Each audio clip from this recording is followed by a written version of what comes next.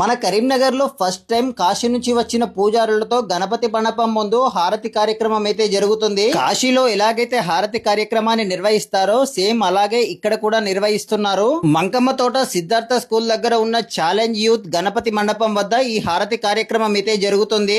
ఈ గణపతి నవరాత్రులు ప్రతిరోజు సాయంత్రం 7:30 నుంచి 8:30 వరకు ఈ హారతి కార్యక్రమం అయితే జరుగుతుంది. కాశీ నుంచి వచ్చిన పూజారులతో ఇలా 9 రోజులు హారతి కార్యక్రమం నిర్వహించడం మన కరీంనగర్ లోనే కాదు తెలంగాణలోనే ఫస్ట్ టైం. కాబట్టి మీరు కూడా తప్పకుండా వెళ్లి ఈ హారతి కార్యక్రమంలో పాల్గొనండి.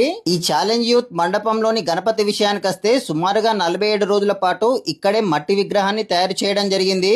గణపతికి కుడివైపున బ్రహ్మ, విష్ణు, మహేశ్వరుడు, సూర్య భగవానుడు, భైరవుడు, ఎడమ వైపున పార్వతీదేవి, సరస్వతి, అగ్నిదేవి, మానసాదేవి ఇలా అమ్మవార్లతో కూడిన శక్తి గణపతిని ఏర్పాటు చేశారు. ఈ శక్తి గణపతిని తయారు చేయడానికి సుమారుగా 4,20,000 రూపాయల ఖర్చయిందట.